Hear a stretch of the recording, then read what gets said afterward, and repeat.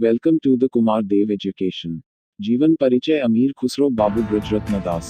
13वीं शताब्दी के आरंभ में, जब दिल्ली का राज सिंहासन गुलाम वंश के सुल्तानों के अधीन हो रहा था, अमीर सैफुद्दीन नामक एक सरदार बल्ख हजारा से मुगलों के अत्याचार के कारण भागकर भारत आया और एटा के पटियाली नामक ग्राम में रहने लगा। सौभाग्य से सुल्तान शमसुद्दीन अल्तमश के दरबार में उसकी पहुंच जल्दी हो गई और अपने गुणों के कारण वह उसका सरदार बन गया। भारत में उसने नवाब इमादुल मुल्क की पुत्री से विवाह किया, जिससे प्रथम पुत्र इज्जुद्दीन अली शाह, द्वितीय पुत्र हिसामुद्दीन अहमद और सन 1255 म पटियाली ग्राम में तीसरे पुत्र अमीर खुसरो का जन्म हुआ। इनके पिता ने इनका नाम अबुल हसन रखा था, पर इनका उपनाम खुसरो इतना प्रसिद्ध हुआ कि असली नाम लुप्तप्राय हो गया और वे अमीर खुसरो कहे जाने लगे। 4 वर्ष की अवस्था में वे माता के साथ दिल्ली गए और 8 वर्ष की अवस्था तक अपने पिता और भाइयों से शिक्षा प्राप्त करते रहे। सन 1264 में इनके पिता 85 वर्ष की अवस्था में किसी लड़ाई में मारे गए, तब इनकी शिक्षा का भार इनके नाना नवाब इमादुल मुल्क ने अपने ऊपर ले लिया। कहते हैं कि उनकी अवस्था उस समय 13 वर्ष की थी। नाना ने थोड़े ही दिनों में इन्हें ऐसी शिक्षा दी कि ये कई विद्याओं से विभूषित हो गए। खुसरो अपनी पुस्तक तोहफतुसग्र की भूमिका में लिखते हैं कि ईश्वर की कृपा से मैं 12 वर्ष की अवस्था में शेर और रुबाई कहने लगा, जिसे सुनकर विद्वान आश्चर्य करते थे और उनके आश्चर्य से मेरा उत्साह बढ़ता था। उस समय तक मुझ कोई काव्य गुरु नहीं मिला था जो कविता की उचित शिक्षा देकर मेरी लेखनी को बेचाल चलने से रोकता। मैं प्राचीन और नवीन कवियों के काव्यों का मनन करके उन्हीं से शिक्षा ग्रहण करता रहा। ख्वाजा शमशुद्दीन ख्वा रिजवी इनके काव्य गुरु इस कारण कहे जाते हैं कि उन्होंने इनके प्रसिद्ध ग्रंथ पंचगंज को शुद्ध किया था। इसी समय खुसरो का झुकाव धर्म की ओर बढ़ा और उस समय दिल्ली में निजामुद्दीन मोहम्मद बदायूनी सुल्तानुल यक औलिया की बड़ी धूम थी। इससे ये उन्हीं के शिष्य हो गए। इनके शुद्ध व्यवहार और परिश्रम से इनके गुरु इनसे बड़े प्रसन्न रहते थे और इन्हें तुर्के अल्लाह के नाम से पुकारते थे। खुसरो ने पहले पहल सुल्तान बलबन के बड़े पुत्र मुहम्मद सुल्तान की नौकरी की, जो मुल्तान का सूबेदार था। यह बहुत ही योग्य, कविता का प्रेमी और उदार था और इसने एक संग्रह तैयार किया था जिसमें 20 सहस्र शेर थे। इसके यहाँ यह बड़े आराम से 5 वर्ष तक रहे। जब सन 1248 में मुगलों ने पंजाब पर आक्रमण किया, तब शाहजादे ने मुगलों को दीपालपुर के युद्ध में परास्त कर भगा दिया, पर युद्ध में वह स्वयं मारा गया। खुसरो जो युद्ध में साथ गए थे, मुगलों के हाथ पकड़े जाकर हिरात और बलक गए, जहां से 2 वर्ष के अनंतर इन्हें छुटकारा मिला। तब यह पटियाली लौटे और अपने संबंधियों से मिले। इसके उपरांत गयासुद्दीन बलबन के दरबार में जाकर इन्होंने शेर पढ़े जो मुहम्मद सुल्तान के शोक पर बनाए गए थे। बलबन पर इसका ऐसा असर पड़ा कि रोने से उसे ज्वर चढ़ आया और तीसरे दिन उसकी मृत्यु हो गई। इस घटना के अनंतर खुसरो अमीर अली मीर जामदार के साथ रहने लगे। इसके लिए इन्होंने अस्पनामा लिखा था और जब वह अवध का सूबेदार नियुक्त हुआ, तब वे भी वहां 2 वर्ष तक रहे। सन 1288 में ये दिल्ली लौटे और कैकुबाद के दरबार में बुलाए गए। उसके आज्ञानुसार सन 1289 में किरानुस्सादैन नामक काव्य इन्होंने 6 महीने में तैयार किया। सन 1290 में कैकुबाद के मारे जाने पर गुलाम वंश का अंत हो गया और 70 वर्ष की अवस्था में जलालुद्दीन खिलजी ने दिल्ली के तख्त पर अधिकार कर लिया। इसने खुसरो की प्रतिष्ठा बढ़ाई और अमीर की पदवी देकर 1200 तन का वेतन कर दिया। जलालुद्दीन ने कई बार निजामुद्दीन औलिया से भेंट करने की इच्छा प्रकट की, पर उन्होंने नहीं माना। तब इसने खुसरो से कहा कि इस बार बिना आज्ञा लिए हुए हम उनसे जाकर भेंट करेंगे, तुम उनसे कुछ मत कहना। ये बड़े असमंजस में पड़े कि यदि उनसे जाकर कह दे तो प्राण का भय है, और नहीं कहते तो वे हमारे धर्मगुरु हैं, उनके क्रोधित होने से धर्म नाश होता है। अंत में जाकर उन्होंने सब वृतांत उनसे कह दिया, जिसे सुनकर वे अपने पीर फरीदुद्दीन शकरगंज के यहाँ अजोदन अर्थात पाटन चले गए। सुल्तान ने यह समाचार सुनकर इन पर शंका की और इन्हें बुलाकर पूछा। इस पर इन्होंने सत्य सत्य बात कह दी। सन 1296 में अपने चाचा को मारकर अलाउद्दीन सुल्तान हुआ और उसने इन्हें खुसरो शारा की पदवी दी और इनका वेतन 1 सहस्र तन का कर दिया। खुसरो ने इसके नाम पर कई पुस्तकें लिखी हैं, जिनमें एक इतिहास भी है जिसका नाम तारीख-ए-अलाई है। सन 1317 में कुतुबुद्दीन मुबारक शाह सुल्तान हुआ और उसने खुसरो के कसीदे पर प्रसन्न होकर हाथी के तौल इतना सोना और रत्न पुरस्कार दिए। सन 1320 में इसके वजीर खुसरो खां ने उसे मार डाला और इसके साथ खिलजी वंश का अंत हो गया। पंजाब से आकर गाजी खान ने दिल्ली पर अधिकार कर लिया और गियासुद्दीन तुगलक के नाम से वह गद्दी पर बैठा। खुसरो ने इसके नाम पर अपनी अंतिम पुस्तक तुगलकनामा लिखा था। इसी के साथ ये बंगाल गए और लखनौती में ठहर गए। सन 1324 में जब निजामुद्दीन औलिया की मृत्यु का समाचार मिला तब ये वहां से झट चल दिए। कहा जाता है कि जब ये उनकी कब्र के पास पहुंचे तब यह दोहा पढ़कर बेहोश हो गिर पड़े। गोरी सोवे सेज पर मुख पर दारे केस, चल खुसरू घर आपने रैन भई चहु देस। इनके पास जो कुछ था सब इन्होंने लुटा दिया और वे स्वयं उन के मजार पर जा बैठे। अंत में कुछ ही दिनों में उसी वर्ष 18 शव्वाल बुधवार इनकी मृत्यु हो गई। ये अपने गुरु की कब्र के नीचे की ओर पास ही गाड़े गए। सन 1605 में ताहिरबेग नामक अमीर ने वहां पर मकबरा बनवा दिया। खुसरो ने अपने आंखों से गुलमावंश का पतन, खिलजी वंश का उत्थान और पतन तथा तुगलक वंश का आरंभ देखा। इनके समय में दिल्ली के तख्त पर 11 सुल्तान बैठे जिनमें 7 की इन्होंने सेवा की थी। ये बड़े प्रसन्नचित, मिलनसार और उदार थे। सुल्तानों और सरदारों से जो कुछ धन आदि मिलता था वे उसे बांट देते थे। सल्तनत के अमीर होने पर और कविसम्राट की पदवी मिलने पर भी ये अमीर और दरिद्र सभी से बाबा मिलते थे।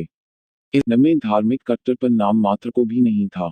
इनके ग्रंथों से जाना जाता है कि इनके एक पुत्री और 3 पुत्र थे जिनका नाम गियासुद्दीन अहमद, ऐनुद्दीन अहमद और यमीनुद्दीन मुबारक था। इन लोगों के बारे में और कुछ वृतांत किसी पुस्तक में नहीं मिलता।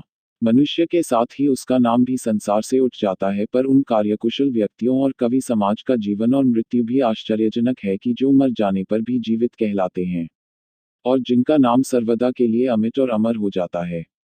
इनका कार्य और रचना ही अमृत है जो उन्हें अमर बना देता है, नहीं तो अमृत कल्पना मात्र है। इन्हीं में अमीर खुसरो भी हैं कि जिनके शरीर को इस संसार से गए हुए आज 600 वर्ष हो गए पर वे अब भी जीवित हैं और बोलते चालते हैं। इनके मुख से जो कुछ निकल गया वह संसार को भाया। इनके गीत पहेलियां आदि 6 शताब्दी बीतने पर भी आज तक उसी प्रकार प्रचलित है। खुसरो अरबी, फारसी, तुर्की और हिंदी भाषाओं के पूरे विद्वान थे और संस्कृत का भी कुछ ज्ञान रखते थे। यह फारसी के प्रतिभाशाली कवि थे। इन्होंने कविता की 99 पुस्तकें लिखी हैं जिनमें कई लाख के लगभग शेर थे, पर अब उन ग्रंथों में से केवल 20-22 ग्रंथ प्राप्य है।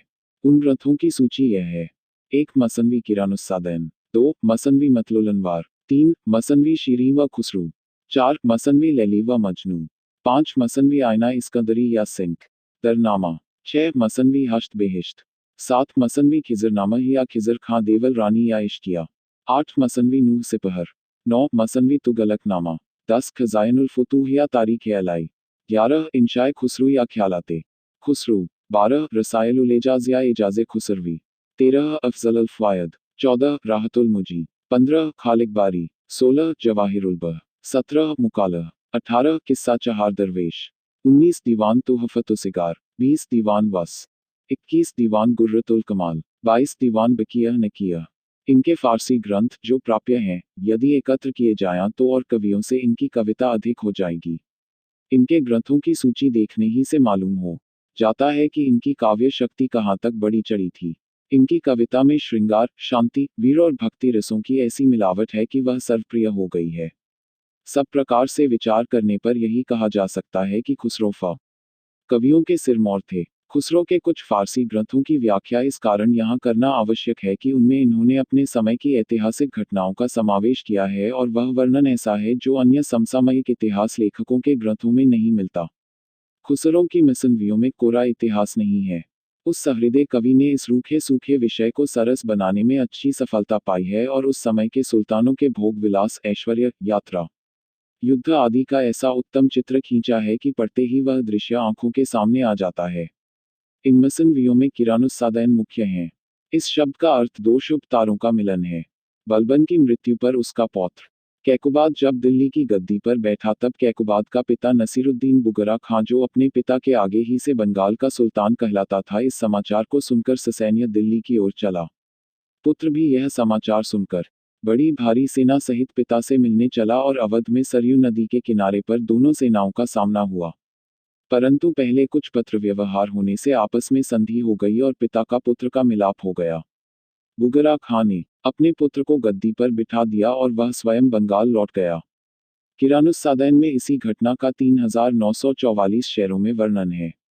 मसनवी खिजरनामा में सुल्तान अलाउद्दीन खिलजी के पुत्र खिजर खां और देवल देवी के प्रेम का वर्णन है। खिज्र खां की आज्ञा से यह मसनवी लिखी गई थी।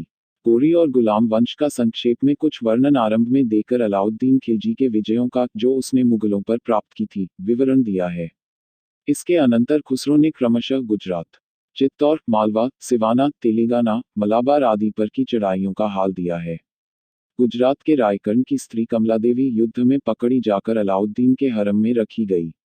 इसी की छोटी पुत्री देवल रानी थी जिसके प्रेम का वर्णन इस पुस्तक में है। दोनों का विवाह हुआ पर कुछ दिनों में अलाउद्दीन की मृत्यु हो जाने पर काफूर ने खिजर खां को अंधा कर डाला। इसके अनंतर मुबारक शाह ने काफूर को मारकर दिल्ली पर अधिकार कर लिया। जो कुछ रक्तपात इसने शाही घराने में किया था उसका हृदयग्राही वर्णन पढ़ने योग्य है। खुसरो ने इस ग्रंथ में हिंदुस्तान के फूलों, कपड़ों और सौंदर्य को फारस, रूम और आदि के फूलों, कपड़ों और सौंदर्य से बढ़कर निश्चित किया है और अंत में लिखा है कि यह देश स्वर्ग है, नहीं तो हजरत आदम और मोर यहाँ क्यों आते। खुरासानियों की हंसी करते हुए लिखा है कि वे पान को घास समझते हैं। हिंदी भाषा के बारे में इन्होंने जो कुछ लिखा है वह उल्लेखनीय है।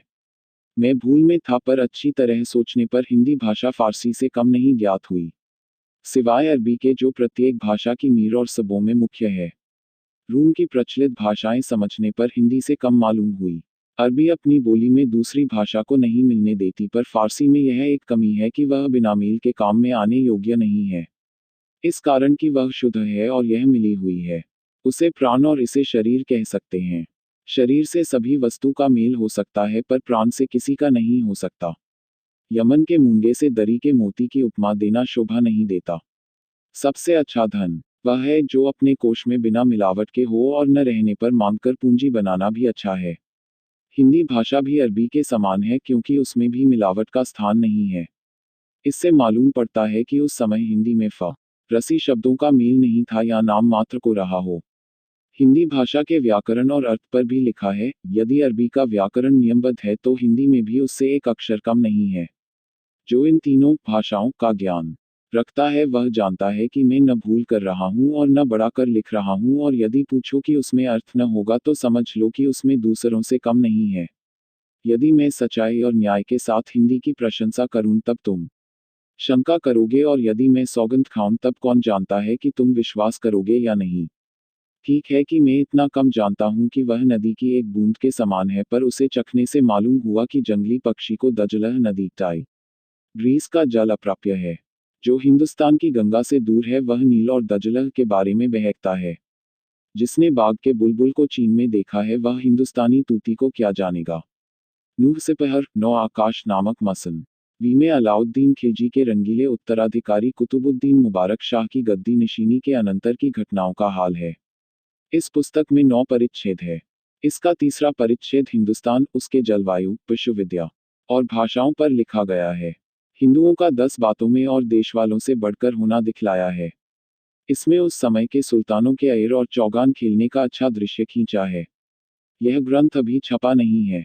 तुगलकनामा में खिलजियों के पतन और तुगलकों के उत्थान का पूरा ऐतिहासिक वर्णन दिया गया है। दीवान तुहफतुसिग्र, यौवन की भेंट में बलबन के समय की घटनाओं पर छोटी छोटी मिसनवियां हैं। इसे खुसरो ने 16वें से 19वें वर्ष तक की अवस्था में लिखा था। दूसरा दीवान वस्तुल हयात, जीवन का मध्य, है जिसमें निजामुद्दीन औलिया, मुहम्मद सुल्तान सूबेदार मुल्तान, दीपालपुर के युद्ध आदि पर मिसनवियां हैं जो 24 से 42 वर्ष की वय में लिखा गया है। आरंभ में अपने जीवन चरित्र का कुछ हाल लिखा है। छोटी छोटी मिसनवियां ऐतिहासिक घटनाओं पर, जो इनके समय में हुई थी, लिखी हैं। चौथा दीवान बकियह निकियह, बची हुई बातें 50 से 64 वर्ष की अवस्था तक में लिखा गया है जिसमें भी समसामयिक घटनाओं पर मिसनवियां हैं। खुसरो ने गद्य में एक इतिहास तारीख अलाई लिखा है जिसमें सन 1296 ई में अलाउद्दीन की गद्दी से सन 1310 ई में मलाबार विजय तक 15 वर्ष का हाल दिया गया है। कुछ इतिहासज्ञों ने इस पुस्तक का नाम तारीख अलाउद्दीन खिलजी लिखा है। इलियट साहब लिखते हैं कि इस पुस्तक में खुसरो ने कई हिंदी शब्द काम में लाए हैं जैसे काटकट, परधान, बरगद, मारामार आदि। इस प्रकार सरों के ग्रंथों से गियासुद्दीन बलबन के समय से गियासुद्दीन तुगलक के समय तक का इतिहास लिखा जा सकता है।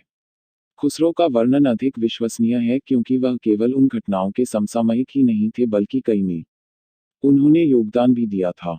जिया अल दीन बनी ने अपने इतिहास में समर्थन के लिए कई स्थानों पर इनके ग्रंथों का उल्लेख किया है। खुसरो प्रसिद्ध गवेय भी थे और नायक गोपाल और जस सावंत से विख्यात गवेय इन समझते थे। इन्होंने कुछ गीत भी बनाए थे जिनमें से एक को आज तक झूले के दिनों में स्त्रियां गाती हैं। वह यूं है, जो पिया आवन कह गए अजहू न आए स्वामी हूँ। जो पिया आवन कह गए, आवन आवन कह गए आए न 12 मास। एहो जो पिया आवन कह गए। बरवा राग में लय भी इन्होंने रखी है। यह गीत तो युवा स्त्रियों के लिए बनाया था, पर छोटी छोटी लड़कियों के लिए स्वामी और पिया की याद में गाना अनुचित होता, इससे उनके यो यह एक गीत बनाया है जो संग्रह में दिया गया है। इनका हृदय क्या था, एक बीन थी जो बिन बजाए हुए बजा करती थी। ध्रुपद के स्थान पर कौल या कव्वाली बनाकर उन्होंने बहुत से नए राग निकाले थे जो अब तक प्रचलित है। कहा जाता है कि बीन को घटाकर इन्होंने सितार बनाया था। इन्हीं के समय से दिल्ली के आसपास के सूफी मुसलमानों में बसंत का मेला चल निकला है और इन्होंने बसंत पर भी कई गीत लिखे हैं। नए बेल बूटे बनाने का इन्हें जन्म ही से स्वभाव था। खुसरो ने पद्य में अरबी, फारसी और हिंदी का एक बड़ा कोश लिखा था जो पूर्ण रूप में अब अप्राप्य है, पर उसका कुछ संक्षिप्त अंश मिलता है जो खालिक बारी नाम से प्रसिद्ध है। इसके कुछ नमूने दिए जाते हैं जिससे ज्ञात हो जाएगा कि इन्होंने इन बेमेल भाषाओं को इस प्रकार मिलाया है कि वे कहीं पढ़ने में कर्णकटु नहीं मालूम होती। खालिक बारी सिरजनहार, वाहिद एक बिदा करतार, मुश्क काफूर अस्त कस्तूरी कपूर, हिंदवी आनंद शादी और सरूर, मूश चूहा गुरबह बिल्ली मारनाग, सोजनो रिश्तह बहिंदी सुई ताग, गंदुम गेहूं नखत चना शाली है धान, जरत जोनहरी अदस मसूर बर्ग है पान। कहा जाता है कि खुसरो ने फारस से कहीं अधिक हिंदी भाषा में कविता की थी, पर अब कुछ पहेलियों, मुकरियों और फुटकर गीतों आदि को छोड़कर और सब अप्राप्य हो रही है। फारसी और हिंदी मिश्रित गजल पहले पहल इन्हीं ने बनाना आरंभ किया था, जिसमें से केवल एक गजल जो प्राप्त हुआ है वह संग्रह में दे दिया गया है। उसे पढ़ने से चित्त प्रफुल्लित होता है, पर साथ ही यह दैख अवश्य होता है कि केवल यही एक गजल प्राप्य है। खुसरो को हुए 600 वर्ष व्यतीत हो गए, किंतु उनकी कविता की भाषा इतनी सजी संवारी और कटी छंटी हुई है कि वह वर्तमान भाषा से बहुत दूर नहीं, अर्थात उतनी प्राचीन नहीं जान पड़ती। भाटों और चारणों की कविता एक विशेष प्रकार के ढांचे में ढाली जाती थी। चाहे वह खुसरो के पहले की अथवा पीछे की हो, तो भी वह वर्तमान भाषा से दूर और खुसरो की भाषा से भिन्न और कठिन जान पड़ती है। इसका कारण साहित्य के संप्रदाय की रूढ़ी का अनुकरण ही है। चारणों की भाषा कविता की भाषा है, बोलचाल की भाषा नहीं। ब्रजभाषा के अष्टछाप आदि कवियों की भाषा भी साहित्य, अलंकार और परंपरा के बंधन से खुसरो के पीछे की होने पर भी उससे कठिन और भिन्न है। कारण केवल इतना ही है कि खुसरो ने सरल और स्वाभाविक भाषा को ही अपनाया है, बोलचाल की भाषा में लिखा है, किसी सांप्रदायिक बंधन में पढ़कर नहीं। अब कुछ वर्षों से खड़ी बोली की कविता का आंदोलन मचकर हिंदी गद्य और पद्य की भाषा एक हुई है, नहीं तो पद्य की भाषा पश्चिमी, राजस्थानी, ब्रजी और पूरबी, अवधी ही थी। सर्वसाधारण की भाषा सरल व्यवहार का वाहन कैसा था, यह तो खुसरो की कविता से जान पड़ता है या कबीर के पदों से। इतना कहने पर भी इस कविता का आधुनिक रूप का समाधान नहीं होता। ये पहेलियां, मुकरियां आदि प्रचलित साहित्य की सामग्री है, लिखित कम, वाचिक अधिक, इसलिए मुंह से कान तक चलते चलते इनमें बहुत कुछ परिवर्तन हो गया है, जैसा कि प्राचीन प्रचलित तक कविता में होता आया है। यह कहना कि यह कुल रचना ज्यों की त्यों खुसरो की है कठिन है। हस्तलिखित पुरानी पुस्तकों से मिलान आदि के साधन दुर्लभ है। पिछले संग्रहकार आजकल के खोजियों की तरह छानबीन करने के प्रमी नहीं थे। पहेली में पहेली का खुसरो के नाम और कहानी में कहानी का बीरबल या विक्रमादित्य या भोज के नाम से मिल जाना असंभव नहीं। कई लोग अपने नए सिक्के को चलाने के लिए उन्हें पुराने सिक्कों के ढेर में मिला देते हैं, किसी बुरी नियत से नहीं। कौतुक से, विद्या के प्रेम से या पहले की अपूर्णता मिटाने के सद्भाव से। प्राचीन वस्तु में हस्तक्षेप करना बुरा है, यह उन्हें नहीं सूझता। कई जानबूझकर भी अपने उद्देश्य की सिद्धि के लिए ऐसा किया करते हैं। पुराणों के भविष्य वर्णन के एकाध पद पृथ्वीराज रासों में और वैसे ही कुछ पद सूरदास या तुलसीदास की छाप से उन कई भोले मनुष्यों को पागल बनाए हुए हैं जो अपनी जन्मभूमि का संभल और अपने ही को भविष्य कल की समझे हुए हैं। अभी अभी चरखे की महिमा के कई गीत कहे कबीर सुनो भाई साधु की चाल के चल पड़े हैं। जब राजनैतिक, धार्मिक और सामाजिक संसाधन या परिवर्तन या स्वार्थ के लिए श्रुति, स्मृति और पुराण में या उनके अर्थों में वर्धन और परिवर्तन होता आया है, तब केवल मौखिक, बहुधा अलिखित, लोकप्रिय प्रचलित साहित्य में अछूतपन रहना असंभव है। यदि अकबर और बीरबल की सब कहानियां प्रामाणिक हो तो खुसरो के नाम की सब रचना भी उसी की हो सकती है। इस संग्रह में जो अवतरण दिए गए हैं वे प्रामाणिक पुस्तकों से लिए गए हैं और अधिकतर जवाहिर खुसरवी से लिए गए हैं, पर जो दूसरी पुस्तकों से मिले हैं यथासंभव उनके पते दिए गए हैं। जैसे आबे हयात का इनके जो फुटकर छंद मिले हैं उनमें इनका सांख्य भाव ही अधिक प्रतीत होता है। इनकी पहेलियां दो प्रकार की है। कुछ पहेलियां ऐसी है जिनमें उनका बूझ छिपाकर रख दिया है और वह झट वही मालूम हो जाता है। कुछ ऐसी हैं जिनका बूझ उनमें नहीं दिया हुआ है। मुकरी भी एक प्रकार की पहेली ही है, पर उसमें उसका बूझ प्रश्नोत्तर के रूप में दिया रहता है। ए सखी साजन ना सखी, इस प्रकार एक बार मुकर कर उत्तर देने के कारण इन अपनहुति का नाम कह मुकरी पड़ गया है। दो सखुने वे हैं जिनमें दो या तीन प्रश्नों के एक ही उत्तर हों। इस संग्रह और खुसरों के जीवन चरित्र के लिखने में निम्नलिखित पुस्तकों से सहायता ली गई है।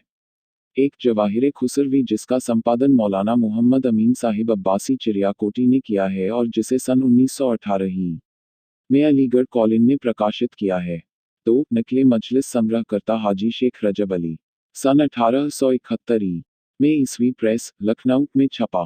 3. आबे हयात शमसुल उलमा मौलवी मोहम्मद हुसैन साहब आज़ाद लिखित, सन 1917 ही का नवा संस्करण, इस्लामिया स्टीम प्रेस, लाहौर द्वारा प्रकाशित। 4. हयाते खुसरवी मोहम्मद सईद अहमद साहिब मारहरवी लिखित, नवल किशोर स्टीम प्रेस, लखनऊ द्वारा सन 1909 ई में प्रकाशित, दूसरा संस्करण। 5. मुंतखब उत्वारिक अब्दुल कादिर बदायूनी द्वारा लिखित, एशियाटिक सोसाइटी ऑफ बंगाल ने सन 1898 ई में इस ग्रंथ को जॉर्ज एस. ए. Ranking M.D. द्वारा अंग्रेजी में अनुवादित और संपादित कराकर छपाया। बदायूनी अकबर के समसामयिक थे। 6. हिंदी भाषा बाबू बालमुकुंद गुप्त लिखित, संवत 1964 में भारतमित्र प्रेस ने अमृतलाल चक्रवर्ती से संपादित करा के छपाया। Like, share and subscribe. Thanks for watching.